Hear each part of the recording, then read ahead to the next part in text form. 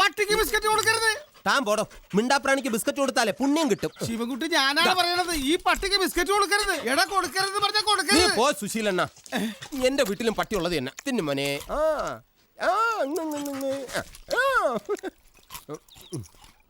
അത്രയും അങ്ങോട്ട് കയറ്റണ്ട. എനിക്ക് ഉച്ചയ്ക്ക് തിന്നാനുള്ളതാ.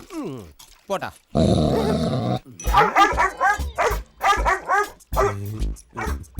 ഇതെന്താ സുശീലണ്ണ ഇങ്ങനെ?